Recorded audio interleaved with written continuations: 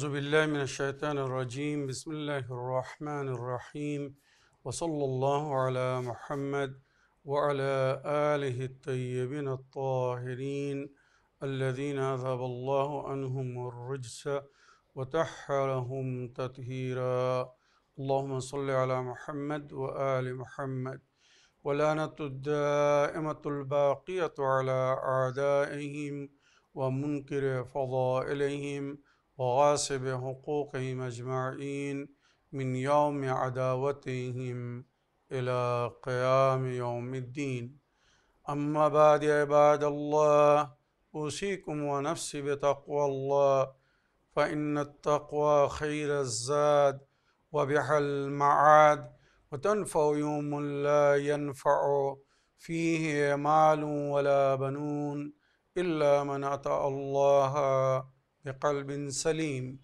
وصلى الله على محمد وعلى آله الطيبين الطاهرين اللهم صل على محمد وآل محمد আমার প্রিয় দর্শক ও শ্রোতাবৃন্দ আসসালামু আলাইকুম ওয়া রাহমাতুল্লাহি ওয়া বারাকাতুহু আপনাদের সকলকে আন্তরিক সালাম ও শুভেচ্ছা জানিয়ে আজকের অনুষ্ঠান ইসলাম ইন বাংলায় আপনাদেরকে স্বাগতম জানাই।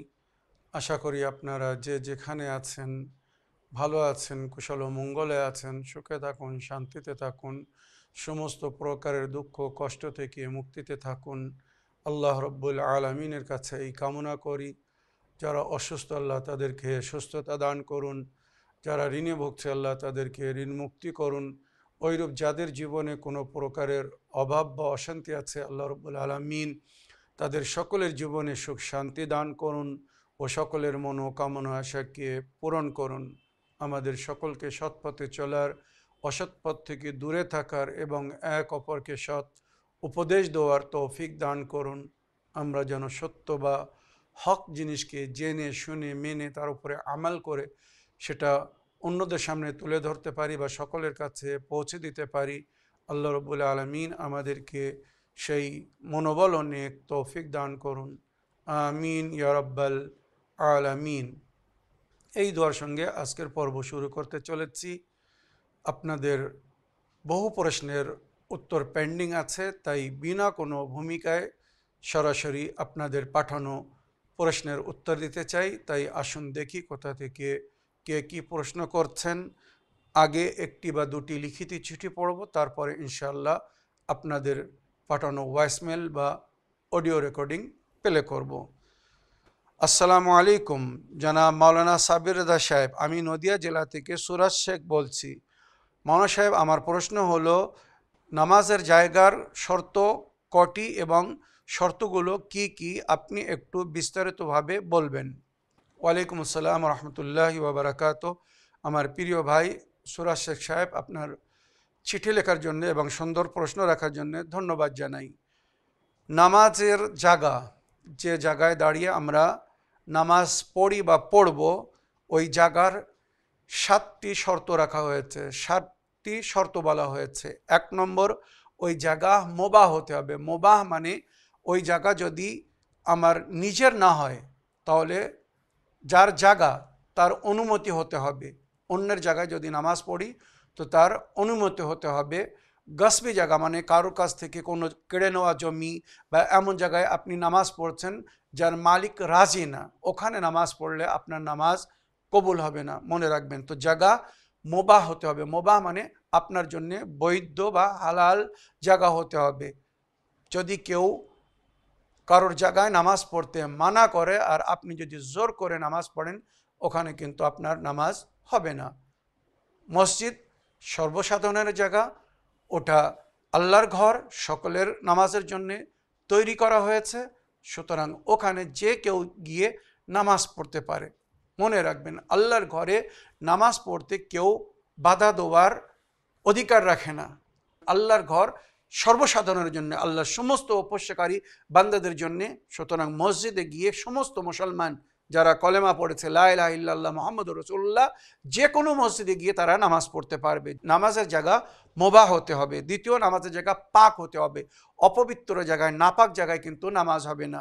হ্যাঁ, মজবুরিতে যদি কোনো এমন জায়গায় নামাজ পড়তে হয় যে জায়গাটা হয়তো পাক না কিন্তু শুকনো, তো শুকনো জায়গার উপরে আপনি পাক নামাজের পাটি, মুসাল্লা বা বিছানা কোনো একটা জিনিস বিছিয়ে তার উপরে নামাজ পড়তে পারেন মজবুরিতে। এটা মনে রাখবেন, মজবুরিতে। যদি মজবুরি না হয় তো নাপাক জায়গার উপরে নামাজ হবে না। তবে মজবুরিতে যদি নাপাক জায়গার উপরে নামাজ পড়তে হয় তো ওই জায়গা যেন ভিজে না হয়, শুকনো জায়গা হয়, তার উপরে আপনি নামাজের পাটি বিছিয়ে মুসাল্লা বিছিয়ে নামাজ পড়বেন। আর বিশেষ করে সেজদার জায়গা সমস্ত পরিস্থিতিতে পাক হতে হবে। নাপাক সেজদার জায়গায়ও কিন্তু সেজদা করলে তার নামাজ হবে না। কমসে কম সেজদাগা যার উপরে আপনি সেজদা করছেন সেটাকে পাক নিতে হবে। নামাজের জায়গা শুকনো হতে হবে। পুরসুকুন আর গায়ের মোতাহারিক, নামাজের জায়গা যেন শান্তিপূর্ণ হয় আর নড়ে চড়ে না, হেলে দুলে না। ওই জন্যে বাসে, ট্রেনে ইত্যাদিতে নামাজ পড়ার অনুমতি নেই যতক্ষণ মজবুরি না হবে। মনে করুন ট্রেনে কেউ সফর করছে, নামাজের সময় হয়ে গিয়েছে, সে যদি ট্রেন থেকে নেমে স্টেশনে হোক বা বাড়ি গিয়ে নামাজ পড়ার সময় থাকে, সে নামাজ পড়তে পারে, তো সে বাড়ি গিয়ে নামাজ পড়বে, ট্রেনে নামাজ পড়বে না। তবে দূরপাল্লার ট্রেন, যে সমস্ত ট্রেন মানে দূরে যায়, অন্য রাজ্যে যায়, অন্য স্টেটে যায়, অন্য দেশে যায়, ওখানে হয়তো একদিন দুদিন ট্রেনে থাকতে হয়, তো ওখানে মজবুরিতে অনুমতি দেওয়া হয়েছে যে আপনি সিটের ওপরে বসে বা দুই সিটের মাঝখানে যে গ্যাপ থাকে ওখানে দাঁড়িয়ে বা বসে নামাজ পড়তে পারবেন। একবার কেবলার দিক নির্ণয় করে কেবলার দিকে মুখ করে নামাজ শুরু করে দেন, তারপরে যদি ট্রেন এদিকে ওদিকে ঘুরে যায় কোনো অসুবিধা নেই, আপনি ওইভাবে নামাজকে কন্টিনিউ রাখতে পারবেন। তবে যতক্ষণ মজবুরি না হবে নামাজের জায়গা স্থির হতে হবে, পুরসুকুন হতে হবে, শান্তিপূর্ণ জায়গায় নামাজ পড়তে হবে। নামাজের জায়গা নড়লে চড়লে হবে না। অনেকে বেডের ওপরে নামাজ পড়ে আর ওই বেডের ওপরে যে স্পঞ্জ থাকে, যে গদ্দাটা থাকে, ওই গদ্দা উঁচু নিচু হয়, তো এমন গদ্দার উপরেও নামাজ হবে না। জায়গা যেন শক্ত হয় এবং সমতুল্য বা সমান হয়। नमाज पढ़ने की जगह पुरअमन हो, वहाँ कोई खतरा या परेशानी ना हो। नामाजेर जगह যেন শান্তিপূর্ণ হয়, সেখানে যেন কোনো প্রকারের ভয় না হয় বা কোনো প্রকারের অসুবিধা না হয়। মনে করুন এমন জায়গায় নামাজ পড়ছেন ওখানে দুশমন আক্রমণ করতে পারে, এমন জায়গায় নামাজ পড়ছেন ওখানে ভিড় এসে হয়তো আপনাকে ধাক্কা দিতে পারে। মনে করুন রাস্তার মাঝখানে আপনি নামাজ শুরু করেছেন, না, এটা শরীয়তে বৈধ নয়। এমন জায়গায় নামাজ পড়তে হবে যেখানে আপনাকে কেউ জেনে শুনে ডিস্টার্ব করবে না বা যেখানে কোনো खतरा नहीं। अरकान नमाज सही तरीके से अंजाम दे सकता हो, जगह तंग न हो। नामाज যেখানে পড়বেন সেখানে নামাজের সমস্ত অংশ যেন সুন্দরভাবে আদায় করতে পারেন। তং মানে যেখানে আপনি ঠিকভাবে দাঁড়াতে পারছেন না, সোজা হয়ে দাঁড়াতে পারছেন না, ঠিকভাবে রুকু করতে পারছেন না, জায়গা শর্ট, বা সেখানে আপনি ভালোভাবে সেজদা করতে পারছেন না বা সেজদা করতে পারবেন না, এমন জায়গায় নামাজ পড়তে মানা করা হয়েছে। বিনা মজবুরিতে এমন জায়গায় নামাজ পড়া ঠিক হবে না। যেখানে ক্যাম, রুকু, সেজদা সুন্দরভাবে করা যাবে সেখানে নামাজ হবে। যদি ক্যাম করতে বা রুকু করতে বা সেজদা করতে অসুবিধা হয় ওখানে নামাজ পড়া যাবে না। তারপরে বলা হচ্ছে নারীরা পুরুষের আগে নামাজ পড়তে পারবে না বা পুরুষরা নারীদের পিছনে নামাজ পড়তে পারবে না যতক্ষণ মাঝখানে কোনো পর্দা বা কোনো জিনিস দিয়ে গ্যাপ না দেওয়া হচ্ছে, বা কমসে কম 10 কদম, নারী পুরুষের চেয়ে তো 10 কদম আগে যদি থাকে আর পুরুষ নারীর 10 কদম পিছনে যদি নামাজ পড়তে চায় পড়তে পারবে, কোনো অসুবিধা নেই। এখানে অনেক সময় প্রশ্ন হয় যে কাবা ঘরে তো একই লাইনে নারী পুরুষরা দাঁড়িয়ে নামাজ পড়ছে বা নারীরা অনেক সময় আগে থাকে পুরুষরা পেছনে থাকে, সেখানে নামাজ হচ্ছে, তো ওখানকার হুকুম বিশেষ হুকুম। পবিত্র কাবা ঘরের যে মাতাফ, ওই মাতাফের মধ্যে অনেক কিছু শর্ত আছে যেগুলো ইনশাআল্লাহ অন্য কখনো শোনাবো।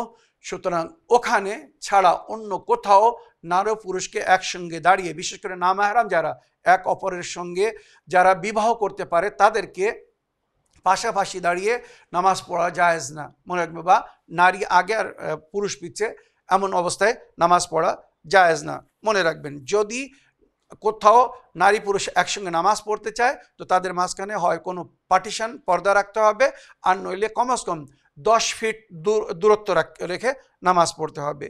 তারপরে শেষ শর্ত যেটা বলা হয়েছে, নামাজের জায়গা যেন সমতুল্য সমান হয়। যখন সে সেজদায় যাবে তো সেজদার সময় তার হাঁটু বা দুই পায়ের আঙুল বা কপাল যেখানে লাগবে জায়গাটা যেন সমান হয়। অনেক সময় দেখা যাচ্ছে হাঁটু বা পায়ের আঙুল নিচে আছে আর সেজদার জায়গাটা একটু উঁচু বা যেখানে নামাজ পড়ছে তার চেয়ে সেজদার জায়গা 4 আঙুলের চেয়ে তো নিচু, তো 4 আঙুল পর্যন্ত উঁচু বা নিচুকে ক্ষমা করা হয়েছে, অনুমতি দেওয়া হয়েছে। মনে করুন যেখানে আপনি সেজদা করছেন আপনার পা রাখার জায়গা, হাঁটু রাখার জায়গা থেকে 4 আঙুল উঁচু, আপনি ওখানে নামাজ পড়তে পারবেন। মনে করুন উচ্চ সেজদাগানে কেউ নামাজ পড়ছে, 4 আঙুলের বেশি ওটা হলে হবে না। বা নিচু, মনে করুন আপনি যেখানে বসে আছেন, যেখানে সেজদা করছেন সেই জায়গাটা একটু নিচু, 4 আঙুল যদি নিচু হয় কোনো অসুবিধা নেই, তার বেশি উঁচু নিচু হলে সেখানে নামাজ হবে না। আমার প্রিয় ভাই, আশা করি নামাজের জায়গার যে শর্তগুলো আমি বললাম আপনি মন দিয়ে শুনেছেন বা সবাই শুনেছেন, এইগুলোকে খেয়াল করবেন। আগের প্রশ্ন পড়ি। Win TV channel Islam in Bangla অনুষ্ঠানে শুনতে চাই। সালামুন আলাইকুম ওরহমতুল্লাহি ওয়াবারাকাতু।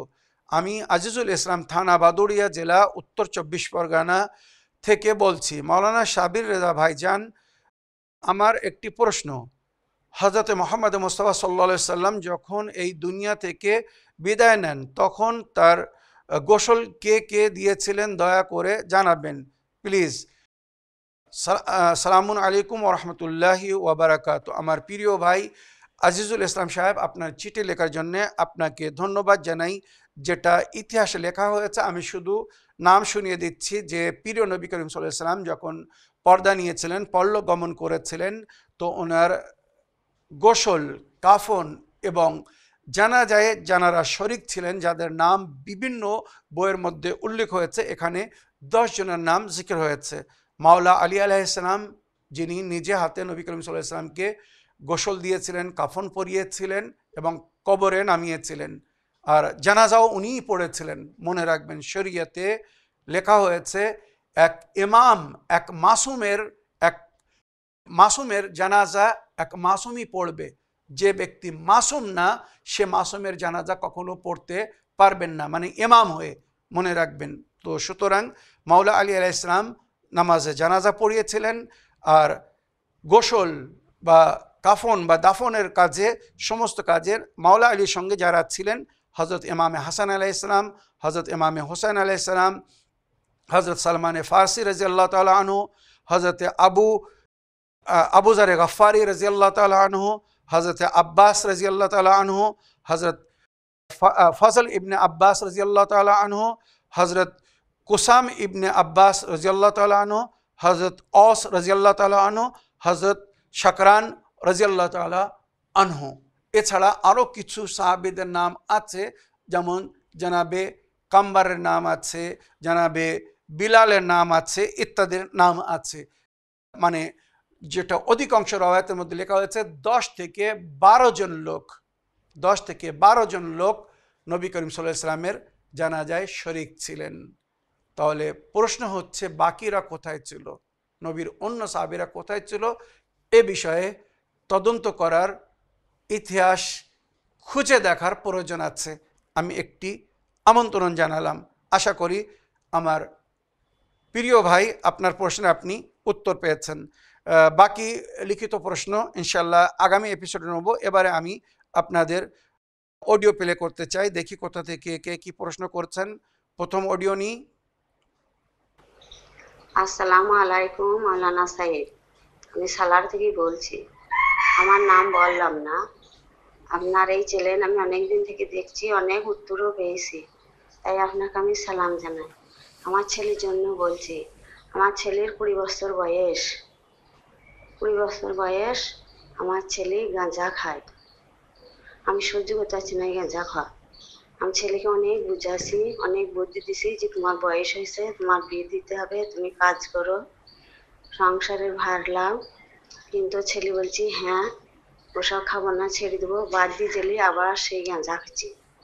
কিন্তু আমি সহ্য করতে পারছি না গাঁজা খাওয়া। আমি নামাজ পড়ি, কোরআন পড়ি, আমি সঠিক পথে থাকি, কিন্তু ছেলেকে আমি সঠিক পথে আনতে পারছি না। ছেলে গাঁজাই খায় আর অন্য কিছু করে না। আপনি কিতাব থেকে বলে দেবেন কি করি ছেলেকে ঠিক করা যাবে, আর যেই দোয়াটা বলে দেবেন একটু দোয়াটা পড়ে দেবেন, তাহলে আমি বুঝতেই সুবিধা হবে, কোরআন থেকে বাই করতে আমার সুবিধা হবে। আসসালামু আলাইকুম মাওলানা সাহেব, আপনি ভালো থাকেন। ওয়ালাইকুম আসসালাম রহমতুল্লাহি ওয়া বারাকাতুহু। আমার প্রিয় বোন, আপনার ওয়াইসনের জন্য ধন্যবাদ জানাই। তবে খুব দুঃখজনক বাচ্চারা যখন অবাধ্য হয়ে যায় বা কুকাজ করা শুরু করে, যেটাকে দেখে শুনে অন্যরা মাতা পিতাকে তুচ্ছ নজরে দেখে বা মাতা পিতার সম্পর্কে কুকথা বলে যে ছেলের ভালো তরবিয়ত দেয়নি, সংস্কার দেয়নি, সুতরাং ছেলে জঘন্য কাজ করছে। আমি সমস্ত যুবকদের কাছে, ভাইদের কাছে অনুরোধ করব, মাতা পিতার জন্য সুসম্মানের কারণ হন, অপমানের কারণ হবেন না। যেমন ইমাম নবীরা বলেছেন, কুনু লানা যাইনা ওয়ালা তাকুনু আলাইনা শাইনা, আমাদের জন্য সুসম্মানের কারণ হও, অপমানের কারণ হয় না। তোমরা যদি ভালো করো তো লোক আমাদেরকে ভালো বলবে, তোমরা যদি মন্দ করো লোক আমাদেরকে ভুল বুঝবে, মন্দ বলবে। যে নবী বা নবীর আহলে বাইতকে এই শিক্ষা দিয়েছেন, ওইরূপ কোনো সন্তান যদি ভুল কাজ করে তো শুধু তার বদনামি না, তার সঙ্গে তার মাতা পিতার বদনামি, তার বংশের বদনামি। অমুকের ছেলে এই ভুল করছে বা অমুকের ছেলে এই ভুল করে, বাপ কত দুঃখ পাবে একবার ভেবে দেখুন। বা অমুক বংশের ছেলে, অমুক পরিবারের ছেলে এই জঘন্য কাজ করছে, তখন পুরো পরিবার বদনাম হবে। অমুক পাড়ার ছেলে এই সমস্ত পাপে লিপ্ত, পুরো পাড়া বদনামি হবে। অন্য গ্রামে গিয়ে যদি আপনি ভুল কাজ করেন তো আপনার গ্রাম বদনাম হবে যে অমুক গ্রামের ছেলেরা এই ভুল করছে, এই পাপ করছে। আপনি অন্য শহরে গিয়ে যদি ভুল কাজ করেন তো আপনার শহর বদনাম হবে, অমুক শহর থেকে এসে এই ভুল কাজ করছে। তো আত্মসম্মানকে বজায় রাখুন, নিজের সঙ্গে সঙ্গে নিজের পরিবারের সম্মানকে বজায় রাখুন। আমার প্রিয় বোন, আপনার ছেলের ওই গাঁজা খাওয়া থেকে বিরত রাখার জন্যে সূরায়ে মায়দা 5 নম্বর সূরায়ে মায়দা আয়াত নম্বর 90 এবং 91 পড়ে পানির উপরে ফু দিয়ে ওই পানিটা ওকে কোনো কলকৌশলে পান করিয়ে দিন। খাওয়ার সময় পানি দেবেন, আগে থেকে পানি পড়ে রেডি করে রাখবেন, সে যেন বুঝতে না পারে। আপনি ওই পানি তাকে পান করিয়ে দিবেন। যখনই পানি চাবে ওই পড়া পানি তাকে দিবেন। সূরায়ে মায়দা আয়াত নম্বর 90 এবং 91, ইয়া আইয়ুহাল্লাযীনা আমানু ইন্নামাল খামর ওয়াল মাইসির ওয়াল আনসাব ওয়াল আজলাম রিজসুম মিন আমালিশ শায়তান, এগুলো শয়তানের কাজ, ফাজতানিবুহু লাআল্লাকুম তুফলিহুন, ইন্নামা ইউরিদু শায়তানু আন ইউকিআ বাইনাকুমুল আদাওয়াহ ওয়াল বাগদা ফিল খামরি ওয়াল মাইসিরি ওয়া ইয়াসুদ্দাকুম আন যিকরিল্লাহ। এই সমস্ত কাজ, মদ গাঁজা বা যে সমস্ত জিনিস থেকে মানা করেছে, আল্লাহর জিকির থেকে বিরত রাখে। ইয়াসুদ্দুকুম আন যিকরিল্লাহ ওয়া আনিস সালাত, নামাজ থেকে বিরত রাখে। ফাহাল তুম মুনতাহুন, আল্লাহ যখন মানা করেছে তো আল্লাহর নিষেধকে পালন করো, এই সমস্ত জিনিস থেকে দূরে থাকো। এই আয়াত পড়ে যদি তার উপরে দম করা হয় বা দম করে পানি পান করা, আশা রাখি আল্লাহর আয়াতের প্রভাব পড়বে আর আস্তে আস্তে তার ওই বদ অভ্যাস থেকে সে মুক্তি পাবে। তাছাড়া প্রতি নামাজের পরে সূরায়ে আহকাফ ওই সূরার 15 নম্বর আয়াত পড়ে আল্লাহর কাছে দোয়া করবেন, বা তাকে যখন কিছু পানাহার দেবেন এই আয়াতটি একবার পড়ে যদি ফু দিয়ে পানাহার দেন তো অতি শীঘ্র তার উপরে প্রভাব পড়বে। আর আশা রাখি আপনার দোয়া যদি কবুল হয় তো ওই সন্তান সুবোধ হয়ে যাবে, আপনি তাকে যা বলবেন সে তখন তাই করবে, গোলামের মতো কথা শুনবে। বিসমিল্লাহির রহমানির রহিম, ওয়া ওয়াসাইনাল ইনসানা বিওয়ালিদাইহি ইহসানা, সমস্ত মানুষকে বলা হয়েছে নিজের মাতা পিতার সঙ্গে নেক ব্যবহার করতে, সদ্ব্যবহার করতে। হামালাতু উম্মুহু কুরহান ওয়া ওয়াদাআতুহু কুরহান ওয়া হামলুহু ওয়া ফিসালুহু 30 শাহরান হাত্তা ইযা বালাগা أشده وبلغ 40 سنة قال ربي أوزعني أن أشكر نعمتك التي أنعمت علي وعلى والدي وأن أعمل صالحا ترضاه। আল্লাহ আমাকে এমন কাজ করার তৌফিক দান করুন যার থেকে আপনি রাজি হবেন। ওয়া আসলিহ লি ফি যুররিয়াতি, আল্লাহ আমার বংশকে শোধন করুন, সুন্দর করুন, তাদের ভুলকে সংশোধন করিয়ে দিন।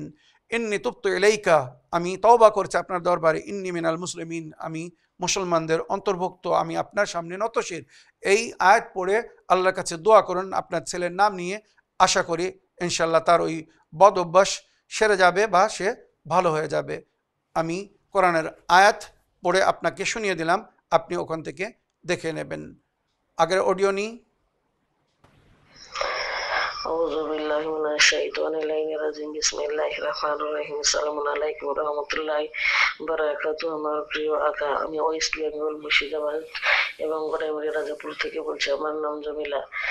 আমি বলতে চাই গত সপ্তাহে যে আপনি সূরা বাকারার সম্বন্ধে সংক্ষেপে সারাংশ সারমর্ম আলোচনা করেছেন সংক্ষিপ্তে, আমি বলতে চাই সূরা আল ইমরানের সারাংশ সংক্ষিপ্তে বিবরণ করার জন্য অনুরোধ করছি।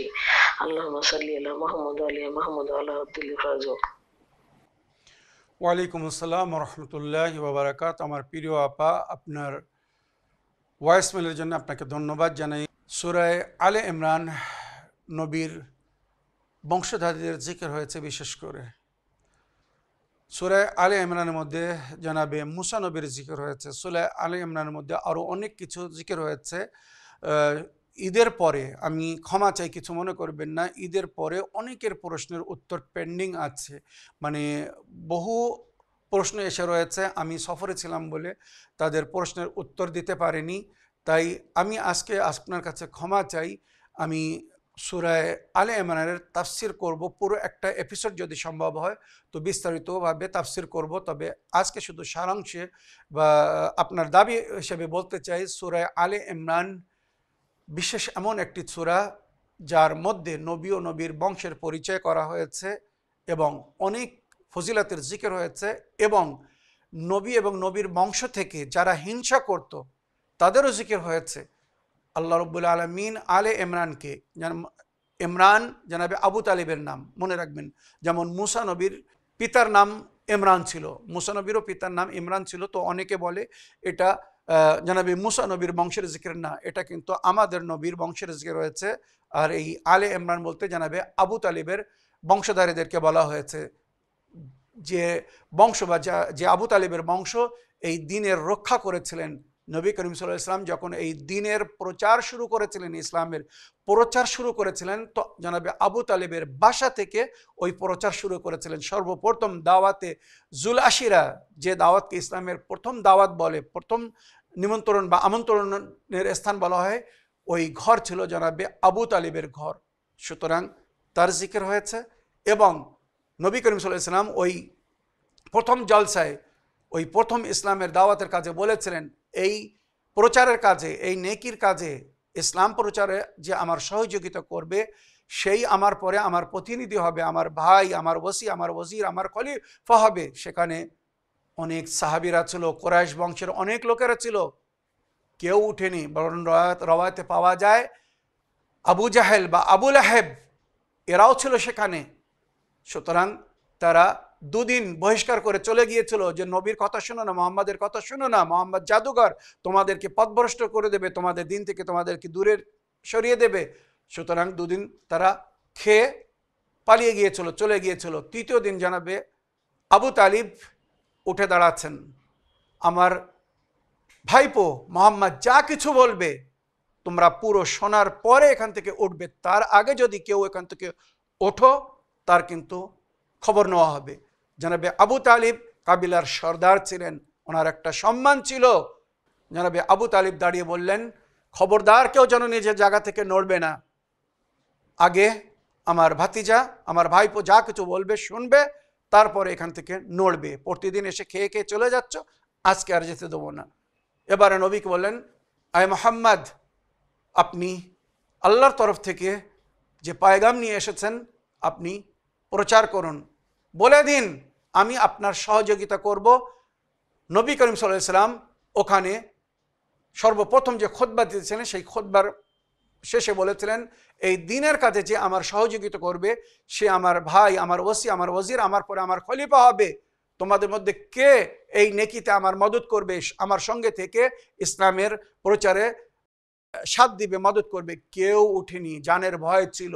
কেননা কুরাইশ বড় হিংস্র ছিল, মানে সেই সময় যারা আল্লাহ ছাড়া অন্যর উপাসনা করত, তাদের সামনে যদি বলা হতো যে তোমরা এই উপাসনা ছেড়ে দাও, তারা তাকে ছাড়তো না। জানের ভয়ে কেউ ওঠেনি ওখানে। মাওলা আলী ইসলাম যখন 10 বছরের ছিলেন, ইতিহাস হিসেবে 10 বছর, অধিক বয়স লিখেছে 10 থেকে 11 বছর, মাওলা আলী উঠে বললেন, আয় আল্লাহ নবী, এই নেক কাজে আমি আপনার সাথ দিব।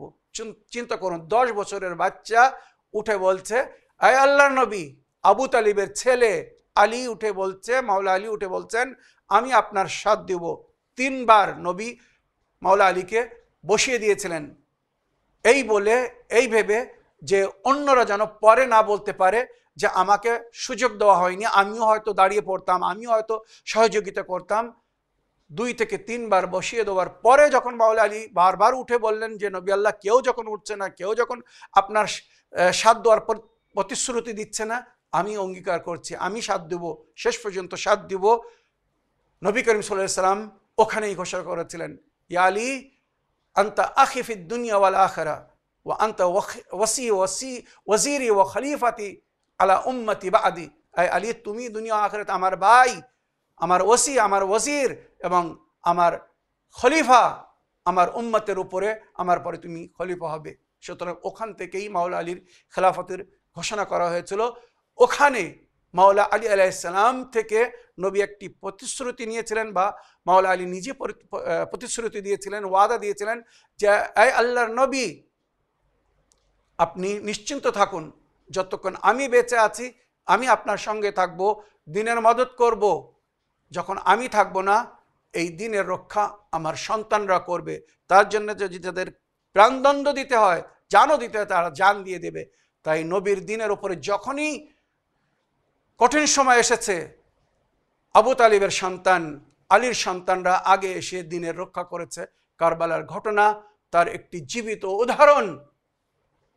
এজিদিরা যখন ইসলামকে শেষ করে দিচ্ছিল, ইসলামের নামে তাদের নিজেদের তৈরি করা দিন বা সংবিধান চালানোর চেষ্টা করছিল, সেই সময় ইসলাম এবং মুসলমান, হকিকে মুসলমানের রক্ষার জন্যে নবীর সন্তান, আবু তালিবের সন্তান, মাওলা আলীর সন্তান ইমামে হোসেন আলাইহিস সালাম উঠেছিলেন। তো আলে ইমরান জনাবে আবু তালিব এবং আবু তালিবের বংশ এই ইসলামকে প্রচারও করেছেন এবং এই ইসলামের রক্ষা করেছেন, আর আজও রক্ষা করছেন। তো এই সূরার সারাংশ হচ্ছে এই যে আলে ইমরান অর্থাৎ জনাবে আবু তালিব এবং আবু তালিবের বংশ ইসলামের প্রচার করেছিলেন, ইসলামের রক্ষা করেছিলেন, ইসলামের মদত করেছিলেন, আর আজও সেই আবু তালিবের বংশধারী যুগের ইমামে মেহদি আলাইহিস সালাম বেঁচে আছেন। উনি ইসলামের হেফাজত করছেন, দ্বীনের রক্ষা করছেন।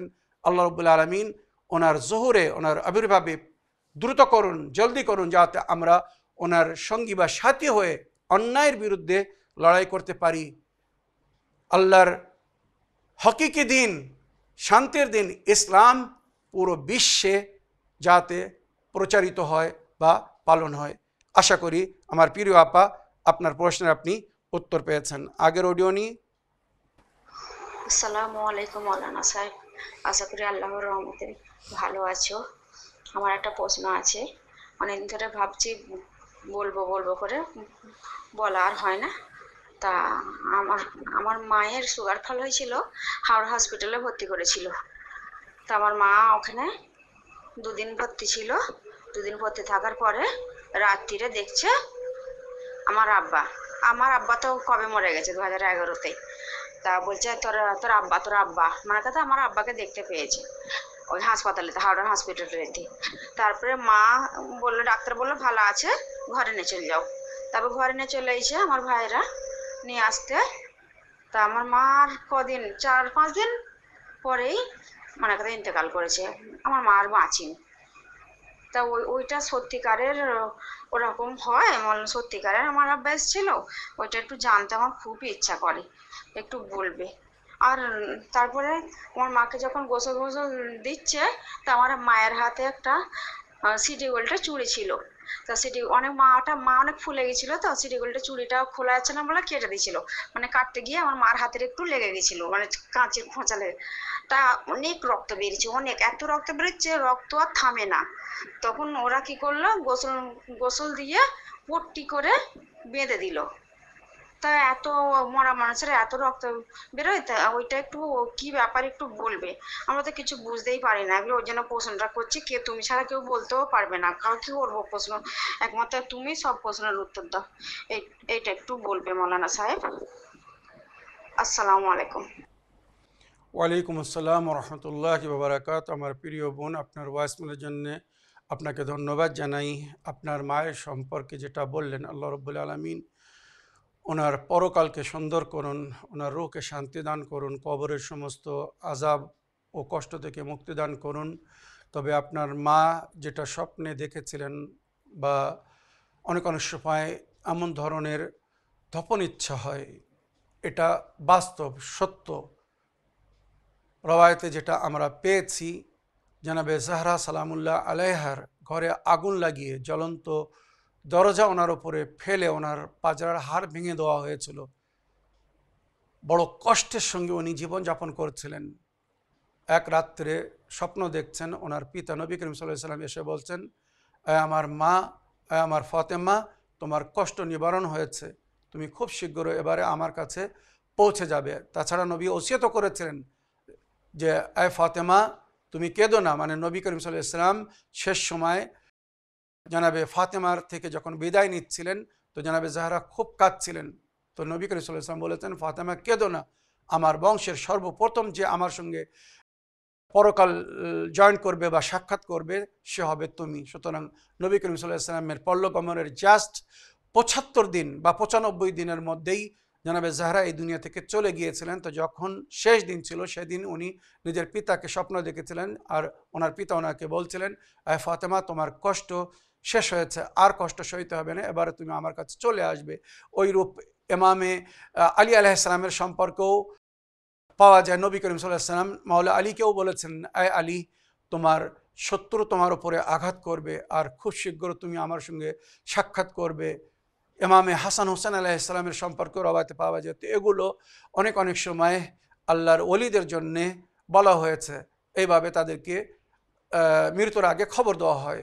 আপনার মাতা পিতা কেমন ছিলেন আমি তো জানি না, তবে হয়তো আল্লাহ আপনার পিতাকে অনুমতি দিয়েছেন যে আপনার মাকে স্বপ্নের মাধ্যমে হোক আর যেভাবে হোক ইশারা দিতে, খবর দিতে যে তুমি খুব শীঘ্র আমার সঙ্গে সাক্ষাৎ করবে বা আমার কাছে পৌঁছে যাবে। তো এটা হতে পারে, কোনো অসুবিধে নেই। অনেক অনেক সময় স্বপ্নের মাধ্যমে এইভাবে খবর দেওয়া হয়।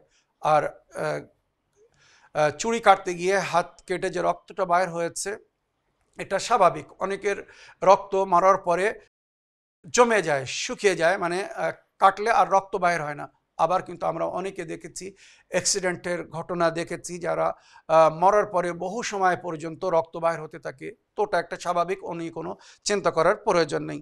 আশা করি আপনার প্রশ্নে আপনি উত্তর পেয়েছেন। আগের প্রশ্ন নিই। আসসালামু আলাইকুম মৌলানা সাহেব, আশা করি আল্লাহর রহমতে খুব ভালো আছো। আমার একটা প্রশ্ন আছে। তা আমার মা আর আমার মামা দুজনেই ছোট, দুজনে খুব ভালোবাসা, দু ভাই বোনে খুব ভালোবাসা ছিল আর কি। মানে কথা, আমার মাকে না আমার মামা দেখলে থাকতে পারতো না, মানে বাঁকড়ায় আর জগদীশপুরে ঘর এরকম রোজের আসতো। এবারে আমার মায়ের যখন ইন্তেকাল হলো, আমার মামাকে খবর দেওয়া হলো। আমার মামারও একটু শরীর খারাপ ছিল, মামাকে খবর দিইনি যে কিছু মামাও হার্ট ফেল হয়তো করবে, বোনের মৃত্যুর খবর শুনে মামাকে খবর দেওয়া হলো না। তা আমার মামা জানতেও পারলো না যে আমার মা মরে গেছে। তা 49 দিন হয়নি, 50 দিনও হয়নি, তা আমার মামাও ইন্তেকাল করলো। তা আমার মামি বলছে যে তোর আমাকে বলছে যে তোর মা তোর মামাকে ডেকে নিল, দেখেছিস, ভাইটাকে ডেকে নিল। তা আমাদের শুনে খুব কষ্টই হয়েছে। তো এটা কি সত্যিকারের মৌলানা সাহেব, একটু বলবে তো? আমার খুব কষ্ট হচ্ছে। বলে তোর মা তোর ভাইকে ডেকে নিল আর কি। না, এটা একটু বলবে, খুব উপকৃত হব মৌলানা সাহেব। আসসালামু আলাইকুম। ওয়ালাইকুম আসসালাম রহমতুল্লাহি ওয়া বারাকাতুহু। আমার প্রিয় বোন, আপনার ওয়াসমের জন্য ধন্যবাদ জানাই। তবে আপনার মা এবং আপনার মামার সম্পর্কে যেটা বললেন, এটা প্র্যাকটিক্যাল না। আল্লাহ রব্বুল আলামিন সকলের জন্য নির্ধারিত সময় রেখেছেন, যার জিকির কোরআন ও হাদিসের মধ্যে হয়েছে। যার নসিবে দুনিয়ায় যতদিন লিখেছেন সে ততদিন এই দুনিয়ায় কাটিয়ে যাবে। হ্যাঁ, অনেক অনেক সময় সাদকা, দান, খয়রাত মানুষের মৃতকে পোস্টপোন করে দেয়, সরিয়ে দেয়, পিছনে করে দেয়। ওইরূপ নেকিকে দেখে আল্লাহ রাব্বুল আলামিন হায়াতকে বৃদ্ধি করে দেন। বিশেষ করে মা বাপের দোয়ায়, বা যখন মানুষ দান খয়রাত করে, তো গরিবদের দোয়ায়, অন্যদের দোয়ায় আল্লাহ তার জীবনকে বৃদ্ধি করে দেয়। ইয়ামুল্লাহ মাইয়াশা ও ইয়াসবিত, যার জিকির কোরআন হাদিসের মধ্যে হয়েছে। তবে আপনার মা যে আপনার মামাকে মানে নিজের ভাইকে ডেকে নিয়েছে, এটা অনিবার্য নয়, হতে পারে অনেক অনেক সময় আন্তরিক মিল থাকলে, মনোমিল থাকলে স্বপ্নে আসে বা বিভিন্ন প্রকারের খবর দেওয়া হয়। তবে যে আপনার মা আপনার ভাইকে ডেকে নিয়েছে, তো আল্লাহ যদি অনুমতি না দেয় তো কেউ কাউকে ডেকে নিতে পারবে না। মনে রাখবেন, আল্লাহ যদি অনুমতি না দেয়, মালিকুল মউতকে যদি না পাঠায়, কখনো কেউ কারো রূহ কবজ করতে পারবে না। সুতরাং এই ধরনের কথা বলা ঠিক না, এটা উচিত না। যার হায়াত সে পুরো করে যাবে এই দুনিয়া থেকে। আশা করি আপনার প্রশ্নের আপনি উত্তর পেয়েছেন। আগের প্রশ্ন নিই। আসসালামু আলাইকুম, আমি শরীফ শেখ বলছি কলকাতা নিউ টাউন থেকে। আশা করি ভালো আছেন। আল্লাহ ভালো রাখুক আপনাকে, কণ্ঠটা আরো সুন্দর রাখুক, আপনার আয়ুকে বৃদ্ধি করুক। শত্রু কিন্তু অনেক নিরাপত্তা বাড়িয়ে দেয়, শত্রু অনেক নিরাপত্তা বাড়িয়ে দেয়। শত্রু যদি না থাকতো তাহলে এত নিরাপত্তা মানুষের দরকার হতো না। অখাদ্য যদি না থাকতো তাহলে খাদ্যকে মানুষ বাছাই করতে পারতো না। সুতরাং শত্রু আছে বলেই নিরাপত্তা এবং বোধ করতে হবে, নিরাপত্তার জন্য পথ নির্দেশনা দিতে হবে, সেই পথকে অনুসরণ করতে হবে, এগুলি দরকার। সমস্ত সদস্যর কাছে আমার অনুরোধ আপনার তরফ থেকে, তিনারা যারা স্বভাব চরিত্র, বিশেষ করে মানুষের চোখে যেগুলি দেখা যায়, ভাষা, বাড়ি বাড়ি লেনা দেনা, বিয়ে শাদী, কর্মকাণ্ড, কর্মস্থান, চলাফেরা, এসবগুলি ভালো হলে মানুষ বলবে, দেখো ওই যে যাচ্ছে না, ওই লোকটা অমুক, ওই লোকটা শিয়া, ওই লোকটা কত সুন্দর চলে দেখো, বলবে।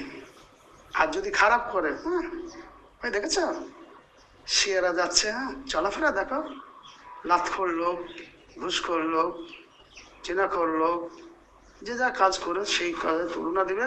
আর এই যে কথাটা কারোর সামনে বলবে, এইটাই প্রচার হয়ে গেল, এরা এরকম। তাই আপনার মাধ্যমে সদস্যদের কাছে আমার বিনীত অনুরোধ, আহলে বায়াতের নিয়ম কানুনকে যারা মানেন, তারা নারী লোভ হোক, অর্থ লোভ হোক, পদ লোভ হোক এবং সয় সম্পত্তি হোক, এই জায়গা থেকে দূরে থাকবেন। এই জায়গা থেকে দূরে না থাকলে কিন্তু আহলে বায়াতের বদনাম হবে, শিয়াদের বদনাম হবে, আমাদের বদনাম হবে। আর আমাদের বদনাম হওয়া মানেই সমস্ত যে চিন্তা ভাবনা আমাদের সমস্ত কিন্তু ভেস্তে চলে যাবে। এটা মেনে চলার চেষ্টা করবেন। আর যদি মেনে চলতে না পারেন তাহলে দয়া করে আমি আহলে বায়াতের মান্যকারী এই কথাটা বলেন না, আমরা শুনলে লজ্জা পাই। আসসালামু আলাইকুম রহমতুল্লাহি ওয়া বারাকাতুহু। ওয়ালাইকুম আসসালাম রহমতুল্লাহি ওয়া বারাকাতুহু। আমার প্রিয় শরীফ ভাই, আপনাকে যে আমি কি বলে ধন্যবাদ জানাবো, আমার কাছে শব্দ নেই। অপ্রিয় সত্য কথা বলেছেন। জাযাকুমুল্লাহু খাইরা ফিদ দুনিয়া ওয়াল আখিরা। এক শিয়াকে, আহলে বায়াতের অনুগামীকে, অনুসারীকে কেমন হতে হবে তার একটা ইশারা আপনি দিয়েছেন, যেটা নবী নবীর আহলে বায়াত বলেছেন, কুনু লানা যাইনা ওয়ালা তাকুনু আলাইনা শাইনা। আমাদের জন্য সুসম্মানের কারণ হও, অপমানের কারণ হয় না। তোমরা ভালো করলে লোক আমাদের সম্মান করবে, ভালো বলবে যে আহলে বায়াত সুন্দর শিক্ষা দিয়ে গেছেন, সুন্দর বলেছেন। আর যদি তোমরা মন্দ করো, নোংরা কাজ করো, জঘন্য কাজ করো, অন্যায় করো, পাপ করো, জেনা করো, চুরি করো, মিথ্যা কথা বলো, ধোঁকাবাজি করো বা অশ্লীল কাজ করো, তো তোমাদেরকে লোক দেখে বলবে এই শিয়া, এই আহলে বায়াতের মান্যওয়ালা, আহলে বায়াত এদেরকে এই শিক্ষা দিয়ে গেছে। সুন্দর কথা বলেছেন শরীফ ভাই। আমরা বদনাম হব, হয়তো লোক বলবে মাওলানা সাবির সাহেব আপনাদের কি কি এইগুলো শিখাচ্ছে, তাকে ফলো করে আপনারা এই জঘন্য কাজ করছেন, বা শিয়া মাযহাবের মধ্যে কি এগুলোর অনুমতি দেওয়া আছে, তো এইভাবে সবাই বদনাম হবে। আপনাকে অসংখ্য ধন্যবাদ জানাই। আশা করি আপনার পেগাম, আপনার সন্দেশ, আপনার কথা সবাই শুনেছেন, সকলের কাছে পৌঁছে গেছে। যারা নিজেকে আহলে বায়াতের মান্যকারী বলে, ওই সমস্ত জঘন্য কাজ বা পাপ থেকে দূরে থাকার চেষ্টা করবেন, যেখান থেকে নিজেদের বদনামি বা আহলে বায়াতের বদনামির আশঙ্কা বা ভয় আছে। আমার প্রিয় শরীফ ভাই, আপনাকে আরও একবার অসংখ্য ধন্যবাদ জানাই। আজকের এপিসোডের শেষ প্রশ্ন নিই। আসসালামু আলাইকুম রহমতুল্লাহ বরকাত। আমি পূর্ব বর্ধমান থেকে ফাতেমা বলছি। মৌলানা সাহেব, আমার একটা প্রশ্ন আছে। মানুষ যখন মারা যায় তখন তার জানাজার ফটো বা তার চেহারার ফটো নেওয়া কতটা জায়েজ আছে, এবং মহিলা পুরুষ উভয়ের ক্ষেত্রে সেটা একটু যদি আপনি জানাতেন। আর একটা প্রশ্ন হচ্ছে, মসজিদে যখন মানুষ নামাজের জন্য জামাতে দাঁড়ায়, তখন যদি কাউরি অজু ভেঙে যায় কোনো ক্রমে, তাহলে কি তার সে নামাজের পার্টিতে দাঁড়িয়ে থাকবে ওখানে মজলিসে, নাকি না ওখান থেকে মজলিস থেকে বেরিয়ে যাবে, নাকি নামাজ আদা করবে, না নামাজে আশেপাশে যারা থাকে সাফাতে যারা দাঁড়িয়ে থাকে, যেমন ধরুন, তাদের কি নামাজে কোনো ক্ষতি হবে? এটা যদি একটু আপনি বলতেন তাহলে খুব উপকৃত হতাম। চ্যানেল উইন খুব ভালো, আমাদের সমস্ত প্রশ্নের উত্তর আমরা পাই এখান থেকে। মৌলানা সাহেব, আপনি আমাদেরকে খুব সুন্দর উত্তরগুলো বুঝিয়ে বলেন। আল্লাহ আপনাকে ভালো রাখুক, সুস্থ রাখুক, সমস্ত বালা মুসিবত পেরেশানি থেকে দূর রাখুক। আমার এই প্রশ্নের উত্তরটা আপনি দেবেন। ওয়ালাইকুম আসসালাম রহমতুল্লাহি ওয়া বারাকাতুহু। আমার প্রিয় আপা, আপনার ফোন কলের জন্য বা ভয়েসমেলের জন্য আপনাকে অনেক অনেক ধন্যবাদ জানাই। আপনি দুটি বিষয় জানতে চেয়েছেন। আপনার প্রথম প্রশ্ন ছিল কোনো মৃত ব্যক্তির ফটো তোলা যাবে কি না। তো এটাকে শরীয়তে মাকরুহ বলা হয়েছে। মৃত ব্যক্তির চোখ অনেক সময় উল্টে যায়, আবার বন্ধ হয়ে থাকে, চেহারা পরিবর্তন হয়ে যায়। তো ওই দৃশ্যকে ফটো তুলে রেখে যদি কেউ বারবার দেখে তো হয়তো তারও খারাপ লাগবে, কষ্ট পাবে। ওই জন্য এটাকে শরীয়তে মাকরুহ বলা হয়েছে, হারাম না, তবে এটাকে মাকরুহ বলা হয়েছে। আর নামাজের অবস্থায় কারোর যদি অজু নষ্ট হয়ে যায় তো শরীয়তের হুকুম সঙ্গে সঙ্গে সে ওই সব থেকে বাইরে চলে যাবে আর গিয়ে অজু করে ফিরে এসে আবার ওখানে দাঁড়িয়ে নামাজ পড়বে। হ্যাঁ, যদি গ্যাপ একটা ছাগল বসার যে জায়গা তার বেশি হয়, তো সুতরাং তারা যারা ডান সাইডে বা ইমামের সঙ্গে যারা জড়িত নয় সরাসরি বা সাফের মাঝখানে, তাদের নামাজ ক্ষতি করতে পারে। তবে মজবুরিতে কোনো অসুবিধে নেই। শরীয়তের হুকুম হচ্ছে ওই ব্যক্তি সঙ্গে সঙ্গে ওখান থেকে চলে যাবে। যার অজু ভেঙে গেছে, তার মানে তার অজু নষ্ট হয়ে গেছে, তো তার নামাজে দাঁড়িয়ে থাকা মানে কোনো অর্থ রাখে না। সে ওখানে থাক আর চলে যাক, সে নামাজের মধ্যে গণ্য হবে না, কারণ সে নামাজ হচ্ছে না তখন তার। তো ওই জন্য শরীয়তের হুকুম সঙ্গে সঙ্গে সে যেন ওখান থেকে বাইরে চলে যায় আর গিয়ে অজু করে আবার তাড়াতাড়ি ফিরে এসে যেন নামাজকে পুনরায় নিয়াত করে জয়েন করে। এটাই হচ্ছে শরীয়তের হুকুম। আশা করি আপনার প্রশ্নে আপনি উত্তর পেয়েছেন। আমার আজকের এপিসোডের সময় শেষ হয়ে গিয়েছে। আপনাদের সকলের কাছে অনুমতি চাই এবং দোয়াতে স্মরণে রাখার আবেদন রেখে আজকের এপিসোডকে এখানে শেষ করলাম। ওয়া আখিরু দাওয়ানা আলহামদুলিল্লাহি রাব্বিল আলামিন। ওয়াসসালামু আলাইকুম ওয়া রাহমাতুল্লাহি ওয়া বারাকাতুহু।